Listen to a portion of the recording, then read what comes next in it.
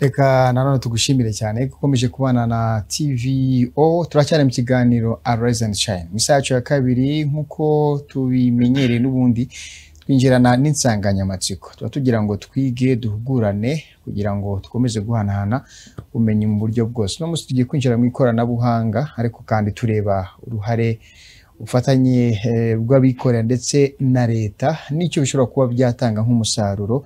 Hano tuba turi kwitsa cyane ku bufatanye rwa Rwanda Revenue ndetse na kampani y'ikoranabuhanga ya Ambitech mako bateguye gahunda yo gukomeza gushishikariza abanyarwanda gukomeza kwaka inyemeza buguzi kugira ngo dukomeze gushyigikira mu iterambere ry'igihugu. Turi kumwe rero n'umuyobozi muri Ambitech akaba ari Patrick Ndahiro, tugiye kuganira araza kutubwira cyane urubyiruko mu ikoranabuhanga, turaza kubyitsaho tuze kureba noneho ubufatanye mu gihe habayeho ubufatanye bwa leta n'abikorera n'umusaruro ushobora kuba byatanga mu gihe cyose habayeho ubwo bufatanye. Reka rero mutwemerere twakira umutume rwacu uyu munsi. Patrick Ndahiro turabakiriye cyane.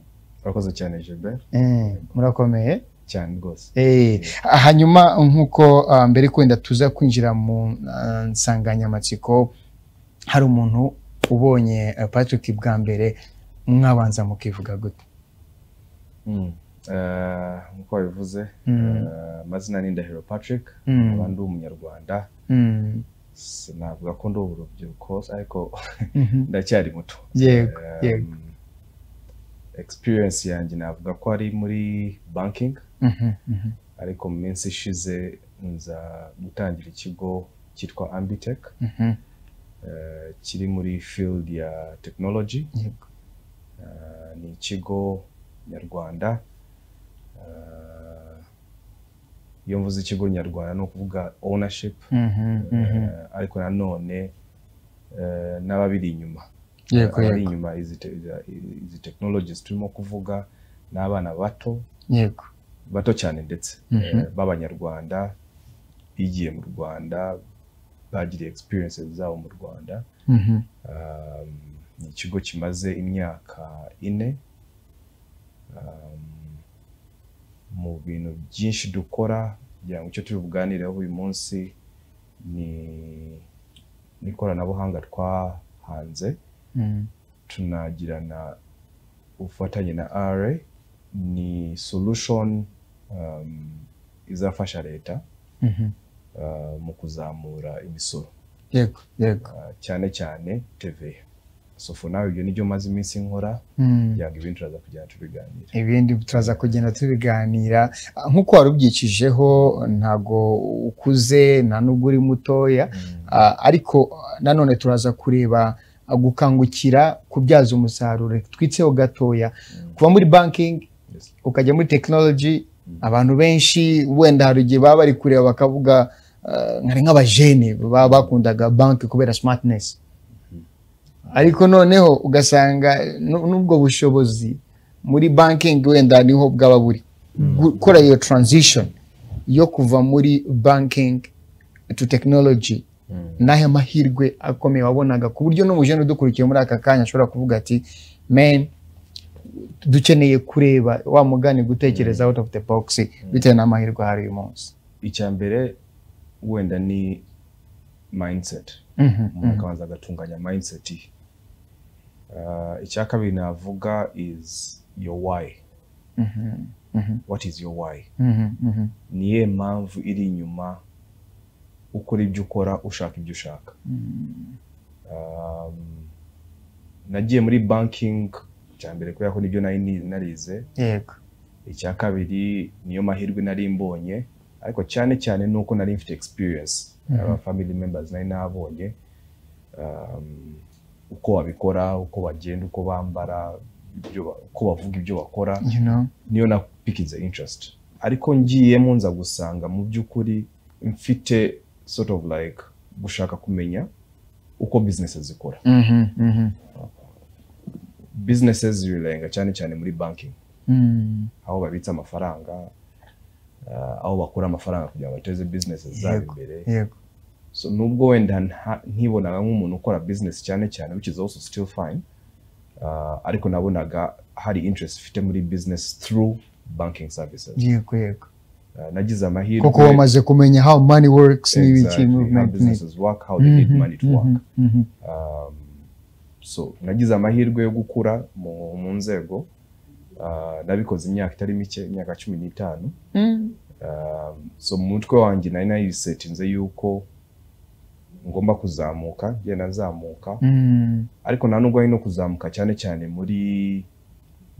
muri position gusa, no kuzamuka cyane cyane mu bumenyi. Yego. Uko ugenda ushaka ubwo bumenyi ugaperfectinga your skill, automatically nizo positions iyo zabonetse baza gusanga wenda ubifitemo ubwo bushobozi. Ariko the why is not, my why was not amafaranga, gushaka positions imesha ayo mafaranga. My why was ndashaka kumenya uburyo banki zikora, ndashaka kumenya uburyo businesses zikora.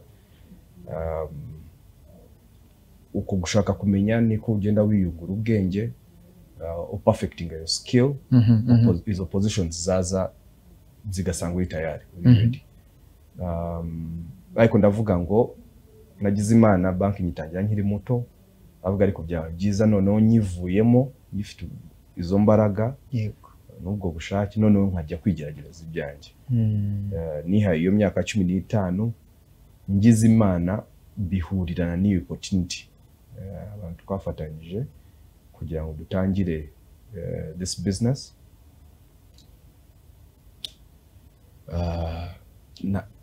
Na amahirwe ko yasanze nanjye mfite uko niteguye. Yego. So dutangira gutyo, hari ibintu byinshi dukora bitari ibi gusa. Ariko yeah, that's how I ended up here.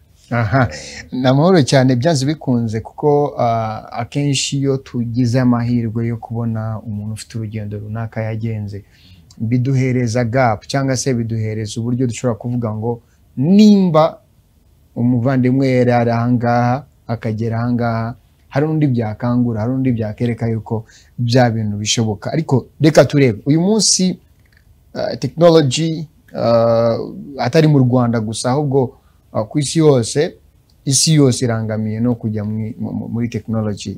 Uyu munsi umujene uri kudukurikira muri uyu mwanya, niki akwiriye gukangukira cyane cyane wa mugande tugaruka kuri the mindset n'uburyo dushobora kugira the concept of technology no kwibyaza umusaruro kugira ngo itwangize ahubwo tukayibyaza umusaruro. Nibyo. Nubwo wenda tureba technology nkaho technology y'ubu, ariko to me even growing up niyo technology yari hari. Hariyo technology yazanye radio, technology yazanye televiziyo. So technology ni nziza. I don't think ko growing up hari umuntu wigeze uvuga ngo kureba amakuru kuri televiziyo ngo byari bibi. Ahubwo wabaga mu banyamahirwe bake bagiraga iyo televiziyo niyo radio. Kubera iki? Usibye niyo prestige, ariko hari ibyo wabonaga abandi batabonaga cyangwa se babonaga batinze ayo makuru. Exactly. So technology simbi. I think ikibazo gihari ubu ni uburyo tuyikoresha. Yego. Kutagira iyo limit, kandi wabyanga wabyemera niyo era tugezemo. Abayo industrialization, abaho farming, abaho byose tugeze muri information era. Iyo information era ikeneye technology. So ahubwo ni gute wakwipositioninga ku buryo wakuramo advantages.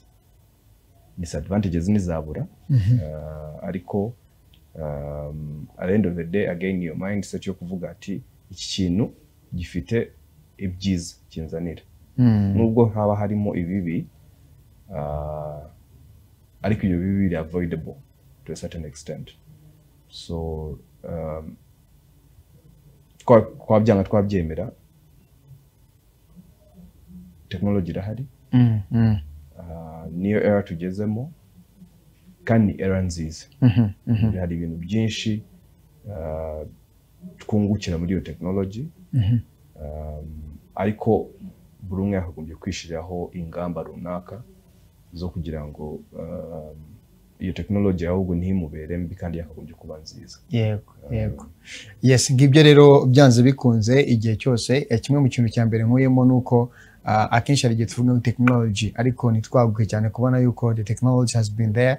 Igihe kirashize ari kinini cyane n'abagaruka kuvuga yuko muri za Egypte kera cyane rwose mu myaka ya kera n'ubundi byakuze hari technology ahubwo ikibaho gusa kugenda habaho gukura no kwaguka muri. Reka rero noneho twinjire mu nsanganyamatsiko tureba uyu munsi abikorera hari abareklama n'ubungubu batarabona ubufatanye neza hamwe na leta, rimwe na rimwe ugasanga hari amasoko habwa bariya handi ntibigende neza. Ariko uyu munsi kuba umuntu afite company ariko akareba aho ashobora kuzuza leta cyangwa se igisubizo ashobora gutanga kuri leta n'umusaruro ushobora kuba byatanga, biri ku ruhe rwego? Approach reka uraduhereza muri experience yawe, urumva ugize igitekerezo ubonye imikorere runaka, uratujyana wenda background story kuki byaje gute kugira ngo urebe yuko byanze bikunze muri TVA n'uburyo bitangwamo n'uburyo wenda batekereje motivation runaka icyakongerwamo byaje gute, hanyuma bakiriye gute igitekerezo kugira ngo kuko kibe confirmed bavuga ngo yes we can work together. I guess ikintu cya mbere ni uniqueness. Hagomba kubaho hariho sinzi uburyo uniqueness nayivuga ariko umwihariko runaka mu byo ukora. So kuri Ambitech nicyo kintu tugerageza gushira imbere.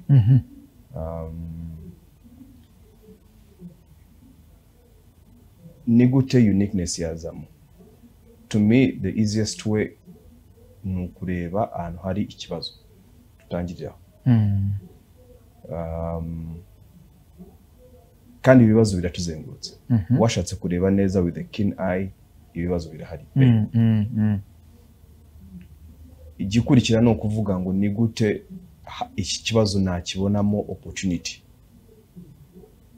Iyo opportunity rero iyo wenda nisaba a bit of creativity na innovation. So twebwe ikibazo cya mbere twabonye nuko leta yacu yagerageza kwigira. Iyo urebye budget y'igihugu ukareba amafaranga abanyarwanda bishakamo muri iyo misoro, imiragira yiyongera umunsi ku wundi kandi ni byiza. Ariko turifuza kugera ahantu dukenera less of imbaraga ziturutse hanze, external support. So na handi ayo mafaranga azava ni mu banyarwanda. Yego. Now icyo ni kimwe. Ariko wareba kumenya neza ikibazo aho kiri, ni ukuvuga ngo iyo misoro yego izagenda yiyongera. Harimo factors nyinshi zizatuma iyo misoro yiyongera. Ariko nanone hari imisoro igitakariramo ahantu. You know, umusoro urahari, uburyo bwo kucollectinga urahari, ariko wenda efficiency, ikibazo ni efficiency. So aho niho twabonye akabazo. Twavuga ngo leta yashizeho uburyo bushoboka bwose kugira ngo uwo umusoro ube collected.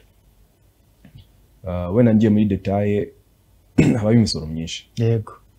N'uburyo iri collected bugenda butandukana bitewe n'umusoro. Yego. Ku mwihariko wa VAT TVA niyo umusoro wonyine uba collected ku mucuruzi. Sibyo? Kandi uwo muntu utanga ni jye nawe, abaguzi ba buri munsi. Yego. Aho rero aho niho twabonye challenge. Umva ikibazo kibaye, problem statement ibaye, leta ishaka collect umusoro uhagije kugira ngo igihugu cyacu gikomeze kitere. Kandi ni ngombwa. Kandi ngombwa kandi byiza kandi tuzabigeraho. Yego. Ariko noneho uniqueness kaba mu kumenya solution yangira bahe. Niho twagiye twanalizing imisoro igenda itandukanye, tuza gusanga kuri TVA ntago ari ikibazo cyo kongera TVA gusa, ni ikibazo cyo kuvuga ni TVA turimo gucollectinga ubu iruzuye cyangwa ari utundi tugenda dutakara ku ruhande. Aho no twaje kwiga ikibazo dusanga umuguzi umuntu ugura buri munsi utanga wa musoro mu by'ukuri arawutanga ariko ikibazo ntabwo urimo kugera aho ugomba kuburi ku ya leta. So aho niho twagize iyo innovation yo kuvuga ati se ni iki gisabwa kugira ngo uwo muguzi akomeza gure buri munsi nk'uko byari bisanzwe, ariko noneho tumukanguriye tumubwiye yuko muri icyo kiguzi atanga harimo TVA runaka igomba kugezwa muri leta. Bigatangira tumukangurira kumenya TVA icyo ari cyo, akamaro kayo, noneho tukanamufasha tuzanamo iyi technology turimo kuvuga ku buryo yakwisanga muri programme byoroshe, agatanga umusoro byoroshe, n'uwo musoro none ukaza kujya muri leta. Naho umusoro akajya kuza muri leta. Hari uburyo bwari bwarashyizweho na Rwanda Revenue bo batangaga bakavuga bati umuntu watse inyemezabuguzi azahabwe 10% ya yandi aba yaramaze gutanga mu gihe runaka, hanyuma muza kuza kongeramo ikindi kintu ku buryo abanyarwanda bashobora gukomeza kwibonamo bagiramo uruhare. Reka wenda turebe akenshi na kenshi y'ikintu projet ije, reka noneho muri bwa bufatanye igitekerezo cyanyu cyumvishwe gute? Ese ntibyabagoye cyane wenda kugira ngo cya gitekerezo mu kiranse kugira ngo no twumve uburyo abajene rimwe na rimwe cyo tugamije hano no gutinyura abajene? Ufite igitekerezo ariko kumva uri kwitinya udashobora kujya gukomanga kugira ngo baye bakureba. The approach wenda testimony igihe mwabasangaga n'uburyo mwakiriwe. Look, twakiriwe neza cyane, kandi ndakeka impamvu twakiriwe neza nta kindi nuko solution yacu yarumvikanaga. Ni ikibazo nta muntu ushobora kujya kubwira ngo ndashira amafaranga runaka mu mufuka wawe, amafaranga azi ko amufitiye akamaro ngo ayange, bishoboka. So to me the biggest issue is uniqueness. Umunsi wayibonye kwiselinga biroroshe cyane. So twakiriwe neza, nkaba nakanguriye abajene, sinavuga ko ari bagenzi banjye ariko abajene b'u Rwanda yuko igihugu kirafunguye, ni icyacu, kandi cyane cyane noneho niba ari solution irimo kuva ku munyarwanda, ku mwana w'umunyarwanda muto, ibyo byo ndakubwiza ukuri ko bazabisamira hejuru cyane. So mutinyuke, ibibazo birahari, nta wundi uteze kuzabidukemurira nitwe. Iyo ugize Imana ukagira iyo revelation ikavamo solution ifatika, umva ahubwo nutagira icyo ukora uzabuduhemukiye. Yego uzabuduhemukiye nk'abanyarwanda twese, no kudutenguha. Hanyuma none reka tuyinjiremo kuri solution. Uyu munsi uraza no kutubwira kuko deja mwamaze kuyitangira, nge namaze no kujyamo, ubu namaze kuregistaringa, bampaye ka message. Reka turebe uno munsi iri gukora gute, ese abantu bakomeje kuyitabira gute? Iyo murebye wenda kuri data abantu bari kuyitabira gute? Muri expectinga gukorana n'abanyarwanda muri rusange cyangwa mwahereye mu mujyi wa Kigali? Reka wenda twinjiremo kuri Tenga promo. Nibyo, abanyarwanda barayitabiriye cyane. Wenda mbahaye imibare, mbere yuko dutangira abantu bari bariyandikishije bageraga mu 75,000. Yego, ariko aho mvugira ubu bagera barakabakaba 140. So urumva mu gihe kitageze mu kwezi bamaze kwikuba inshuro 2. Ariko baracyari bake cyane, cyari bake cyane. Birumvikane abantu 140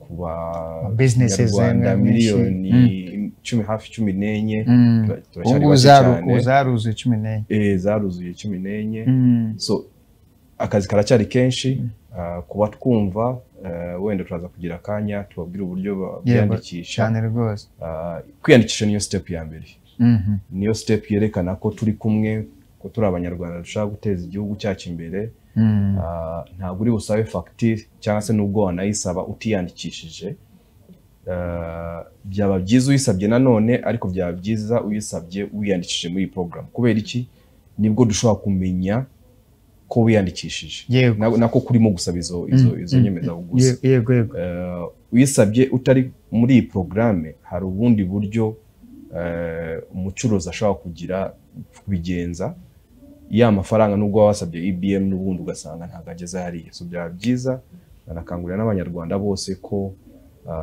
bakomeza bakiyandikisha kwiyandikisha ni gukanda akanyenyeri 5 6 2 wenda mbisubiremo akanyenyeri 5 6 2 urwego ubundi ugakurikiza amabwiriza ni ibintu byoroshe bitagufata n'umunota umwe ukaba uriyandikishije warangiza kwiyandikisha none ugasaba IBM invoice aho ugiye kugura ibicuruzwa byose aho uguze icyo uguze icyo ari cyo cyose isukari fanta ahantu runaka muri resitora ikintu icyo ari cyo cyose ni uburenganzira bwawe kandi utanze nimero yawe gusa icyo bagusaba gusa ni numero gusa numero ya telefone aho bazakubwira tanga tini utange purchase code bose bazaba barimo kukubesha iyo ni delay tactic nuko gusa nkaho bagukina icyo bagusaba cyonyine ni telefone yawe ubundi IBM igasohoka ukitonda ukareba ko ibyo waguze amazina yawe telefone yawe n'ibyo waguze biri kuri ya IBM noneho icyo gihe ukamenya yuko 10% yawe azaza ya manota turi buvugeho akwinjiza muri Tenga promo ko ari buze noneho nawe ukajya muri b'abanyamahirwe yego aha akenshi iyo umuntu ahise yumva nyine kwinjira mu banyamahirwe biba byiza yuko nyine turi buze kubisobanura kuko urumva bitabizana uburyo turi buze gukoresha ya manota tugiye guhita tunavugaho umuntu yamaze kwiyandikisha hanyuma agiye gukomeza n'umuntu akora movement zo kujya guhaha naho hahira ubwo birumvikana yuko hagomba kuba afitanye isano n'uburyo ari buze kubonamo ya IBM kuko nanone ngira ngo abantu benshi cyangwa abacuruzi benshi nk'abacuruzi batoya ntago ndekereza ko ndibuze kujya kugura inyanya muri quartier ngo mbake IBM biraza kugorana twinjizemo noneho namaze ngiye kwiyandikisha hanyuma ntangiye no guhaha ni gute none ndibuze kwinjira mu mukino cyangwa amahirwe ndibuze gukuramo nayaye yego so iyo wakanza akanyenyeri 5 6 2 urwego uba wiyandikishije mu bintu bibiri icyambere nicyo twise tengamara iyo yari maze iminsi no ni yindi maze iminsi aho usaba facture bakaguha 10%. Yego.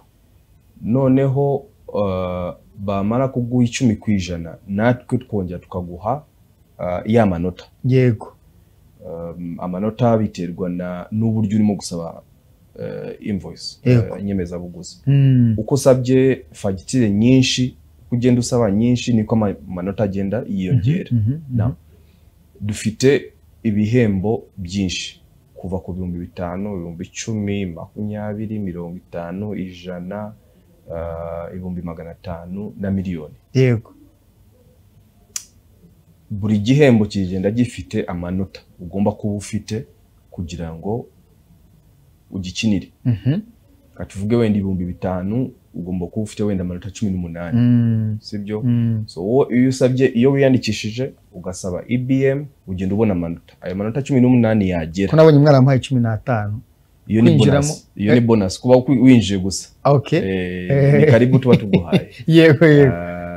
Yeah, so ubwo ndabura 3 kugira ntangire muri 5. Thank you very much. Okay. Ugenda usabe facture y'amafaranga makeya, aya 3 turayabona yuzure 18, ubundi nubishaka ugakoresha gukina bya 5,000. Okay. Uvuga ati wenda intego yanjye ni 100,000.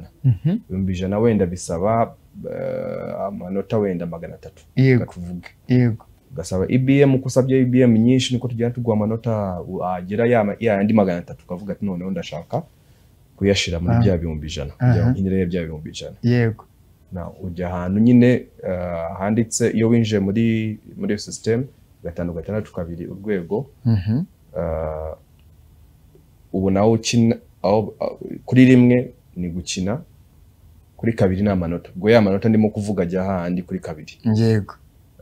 Yamara kugwira ukajya noneho handi kuri rimwe, ugahitamo muri cya gihe muri bya bihembo ushaka, ugahitamo bya 100 byawe ushaka. Ya manota 300 akavaho, tukaguha token. Token ni amanumero runaka tuguha, ukamenya ngo iyo niyo numero yanjye izajya abanyamahirwe bazatsindira 100. Umunsi wagera rero gutangaza b'abanyamahirwe, tubishaka kuri televiziyo, ni ibintu biba biri open, na bindi bintu biba byihishe inyuma. Hanyuma uwatsinze agatsinda, tukamuha ya mafaranga. Yego. Nukuvuga ngo gukina ni kimwe, ariko ntabwo biri automatic ko ya mafaranga wakiniye uri buze kuyabona. Amahirwe runaka ugomba kuvuga. Gusa wenda nimba numvise neza, nta kindi kiguzi. Nubwo bivuze ngo ni 500 cyangwa 300 cyangwa miliyoni, nta wakubwiye nta ikindi gishoro uretse amafaranga wajyanye we guhaha. Igishoro no kwiyandikisha ugasaba IBM. Ikindi iyo IBM niyiguhesha amanota, ayo manota ni yakujyana muri yatombora. Nta mafaranga namwe usabwa kugira ngo ujye muri abo banyamahirwe. Yego. Hari abavandimwe ubusanga bihayira muri quartier, nta hantu ajya ahurira n'umuntu, nta hantu ari buze gusaba IBM. Yego. Ugasanga ahanga aravuga ati ndiyandikisha ngiye nihayira muri quartier. Uyu muntu we turamuganiriza dute? Nibyo, ariko mu by'ukuri ibyo nibyo tugamije. Ultimately nibyo dushaka. Turashaka ko wa mucuruzi agira IBM. Kubera ko itegeko rya IBM ntabwo rivuga ngo muri quartier nta IBM agomba kuba afite, wandi nta IBM agomba kuba afite. Oya, impamvu batazifite nuko wenda batabishiramo izo mbaraga zo kujya kuzishaka. Yego. Ariko wowe nusaba IBM rimwe kabiri azajya kuyisaba. So IBM zirahari, abacuruzi bazibona. So icyo tugusaba we nuko wasaba IBM, iyo IBM yakagombye kuba iri ahantu aho ugomba kugurira. Kuba batayifite ntabwo ari impamvu yo kutabona IBM.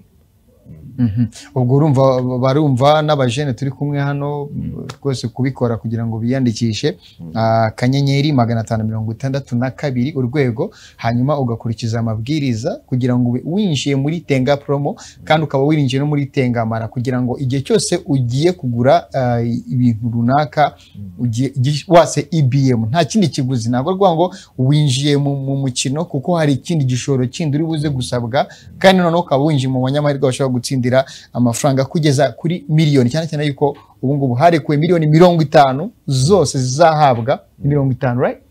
Yes, so ni 50 yose hamwe. Nkuko nabivuze dufite ibihembo bito bito. Yego.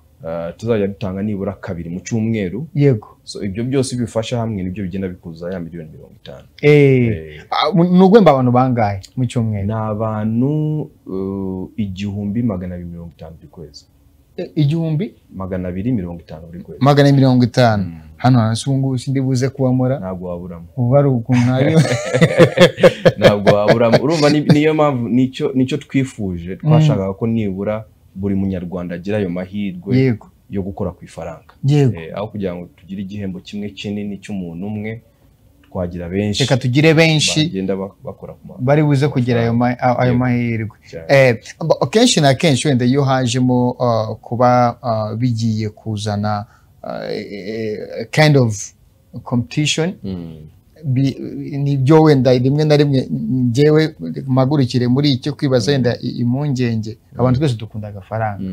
Hajemo agafaranga wenda reka tufatire kuri wa umuntu wo muri quartier, kandi noneho wenda Rwanda Revenue n'igihe ivuga ati tubwira uwo muntu udafite IBM, none ugasanga ngiye guhita ntanga wa muntu Kazungu. Hari ukuntu babita ba Kazungu wo muri quartier. Uyu muntu Kazungu wo muri quartier wenda sinzi nimba uko wenda atari n'ubumenyi cyangwa se wenda hari n'uburyo ari gushaka kugira ngo ya TVA itagenda ntibiri buze kuba wenda byaza gutezamo ikibazo mu baturage bashobora kuregana hari bagiye baregana abantu ugasanga amazu barayasenye ndayayizamuye acanga ati kanaka ari kubaka mu by'ukuri rimwe na rimwe akoze ibintu byiza kuko atanze amakuru ariko se aya makuru atanzwe ntari buze gutuba kuba yateza ikibazo mu baturage nanone ni gute byakorwa mu buryo bwiza icyo nicyo ubona ringamije sinyeka ko wenda byagera ahantu byatera imvururu icyangombwa no kubanza tukamenya again our why impamvu turimo kubikora ibi byose no kugira ngo u Rwanda rwacu rukomeze gutera kabisa njya mbivuga ko tugira amahirwe yuko tugira leta nziza iri accountable buri faranga babonye ibikorwa birigaragaza imihanda turayibona mituweli ikishurwa abana bakiga amavuriro nayo so biroroshe kongera kubwira umuntu umuturage ko uwo musoro ari busabe ari wo uzatuma bya bikorwa byiza bikomeza so tumi icyo cyambere sinkeka ko umucuruzi we ari we wanze ayo mashuri meza yego kubera ko niba ajya kwigisha umwana nibazamubaza ngo wowe papa arigisha cyangwa se ni umuguzi cyangwa se ni umucuruzi oya babana bose baragenda bakisanga mu ishuri so ni ibikorwa byiza kandi bidufasha twese nk'abanyarwanda icyo nshaka kuvuga nuko n'uwo mucuruzi nawe abifitemo inyungu sibyo kandi barabyumva yego nkuko turimo gukangurira abaguzi niko tukangurira n'abacuruzi nabo ni abanyarwanda kandi mu by'ukuri ya nyungu ye iracyarimo sibyo ntago bivuze yuko ayo 18 turimo kuvuga ngo ajye muri leta ngo arimo arava mu nyungu ye oya niba uguza amazi y'igihumbi katuvuge 18% ni 180 n'ubundi icyo gihumbi yagiye kugishiraho n'igiciro cyayo mazi yamaze kubariramo ya TV 18 yagomba kujya muri leta akabariramo n'inyungu ye yego sibyo icyo turimo kumusaba gusa nuko ayo 18% yari yabariye ageze yego agomba kubari mu isanduku ya leta none na yanyunguye ayisigarane yego naho umuturage abone ya 10% abone n'amanota ye so burumwe ni win-win situation so biterwa n'uburyo tuzabakangurira n'uburyo tuzabigisha nimudufasha abantu bose nibabona ibyiza birimo sinkeka ko hazabamo ubwo kutumvikana birumvikana akenshi na kenshi wenda ikigorana mu buzima ni igihe abantu batari kumva bamugana impamvu y'icyo bari buze kuba bari gukora hanyuma kuri ubu ngubu abantu bari gukina mwatangiye guhemba abantu ba mbere oya abantu ba mbere tuzabahemba tariki 31 z'uku kwezi ngo bizaba ari kuwa kanutaha yego byumvikane ko umunsi wa nyuma wo gukina again dukina gute sawa facture yego kanizere ko abantu bose barimo kwiyandikisha niba mara kwiyandikisha Oliver Nizere araza kwerekana message yego cyane nurangiza kwiyandikisha usabe facture nyinshi kabisa ubona ayo manota yawe ubundi ukine uko gukina rero niko kuzarangira tariki 30 z'uku kwezi yego sibyo noneho tariki 31 tuzahembe abanyamahirwe ba mbere hanyuma wenda ndaza guhita nanibaza hari wenda ndabariza n'umunyarwanda dukurikiranye muri aka kanya wenda nguze reka wenda nifateho urugero hari igihe akenshi mugiye nguze uwo mukati ariko ugasanga majority ni uwo mukati ngura yego wenda ngura kenshi ugasanga amafaranga ni make yego buri kafagitire hari amanota runaka cyangwa hari amount of money asabwa kugira ngo amanota yanjye yongere yego buri facture usabye pfa kuba ifite TVA. Yego. It doesn't matter the amount. It doesn't matter the amount. Okay. Kandi nkuko bivuze niba ugura umugati buri munsi, niba uguze umugati uyu munsi turaguha amanota runaka. Uko ugenda ugura imigati myinshi usaba na facture. Ya manota uzisanga hari ahantu akagenda yiyongera. Okay. Kubera iki turashaka guhemba kwa gusaba facture cyane cyane.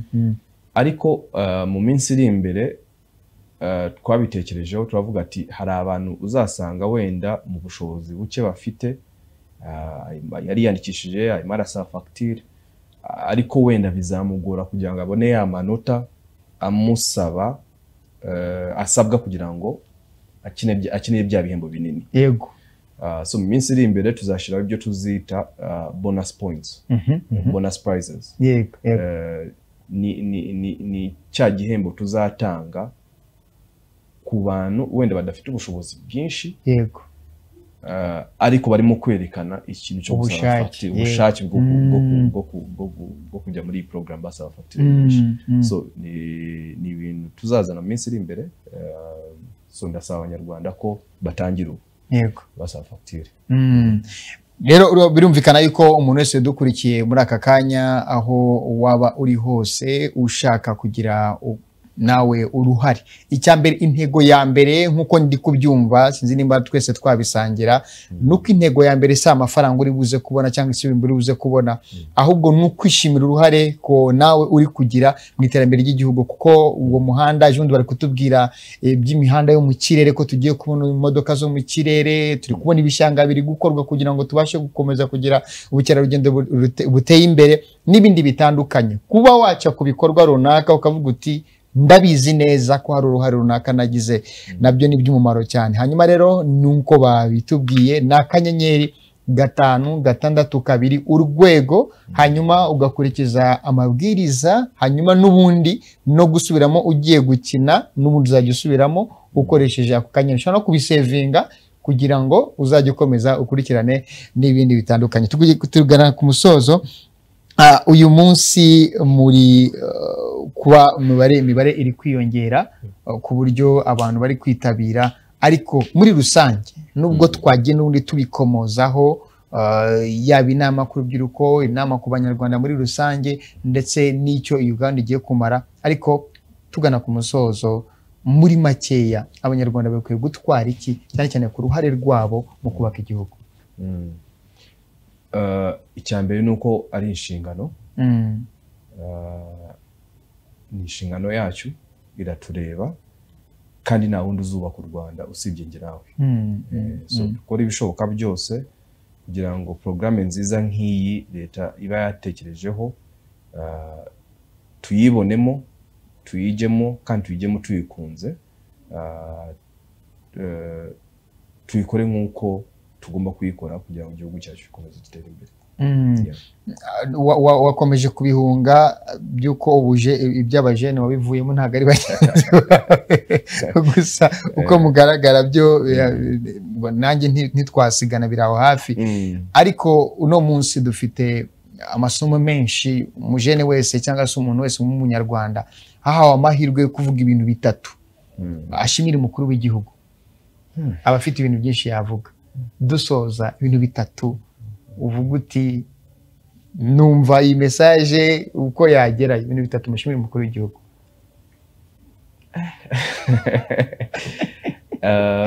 Biragoye kandi ntabwo bigoye. Bigoye kubera ko ari byinshi umuntu yavuga, gukuramo bitatu byaba bigoye. Yego. Tugire bitanu. Oya? Tugire bitatu. Yego. Reka turebe. Icyambere ni sacrifice. Kuba yaritangiye igihugu,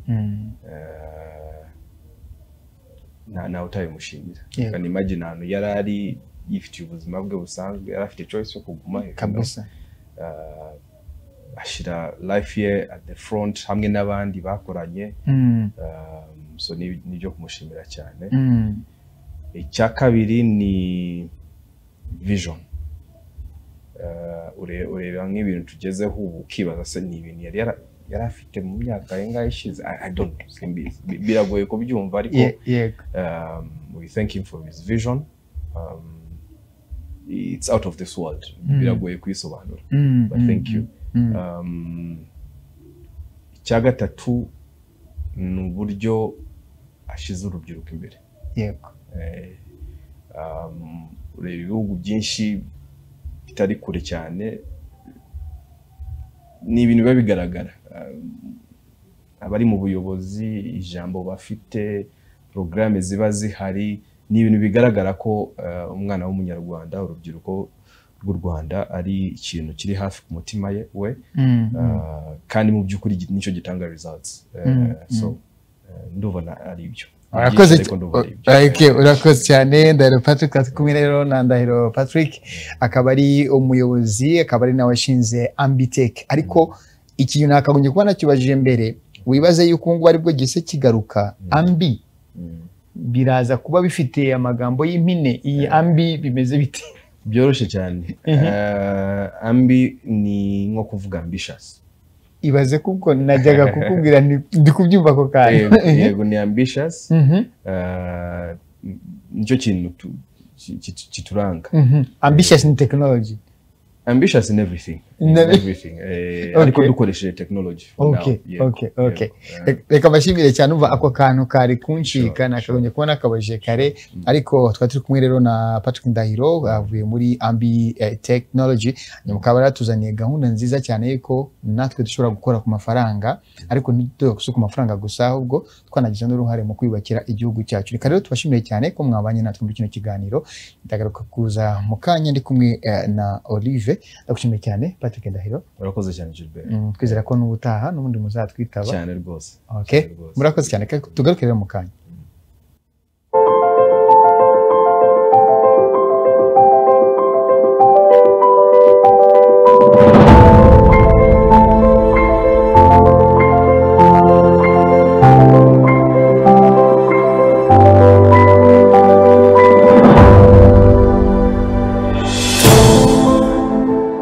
Murakoze cyane nanone ko mukomeje kubana na TVO. Nongeye nanone kubaha ikaze kandi nkomeza cyane rwose kubashimira ko bamuri kumwe natwe. Uyu munsi nizera yuko winjiye mu kindi cyiciro ushobora kuba wabona ubundi buri ushobora kwinjizamo agafaranga. N'amafaranga abari aho ngaho ushobora kuba wakinjiza kandi bitigeze rwose bigustressa mu mutwe, ukajya kumva baragukubisa call ko nawe uri mu batsindiye amafaranga runaka bitewe nayo winjiyemo mu mukino.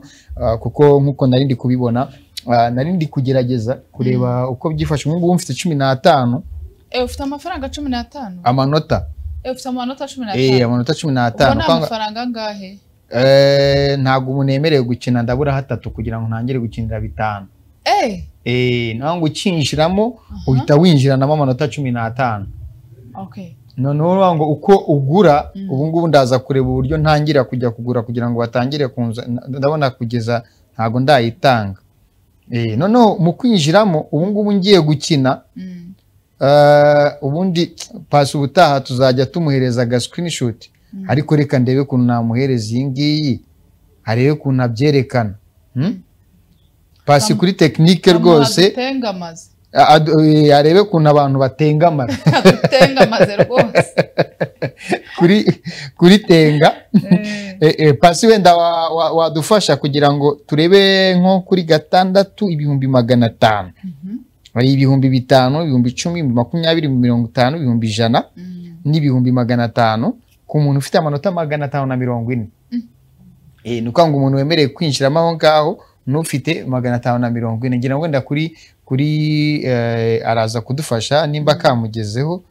Ntago ndabona nimba byamaze kumugeraho, ubwo araza kureba. Ariko nyaboneka udutengamaze.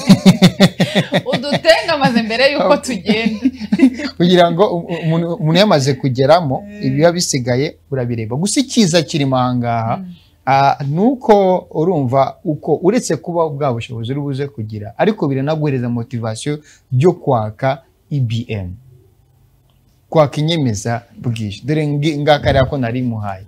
Nukuvuga ngo urana ko bahise bantanga kwa manota yanjye arangahe 18 15.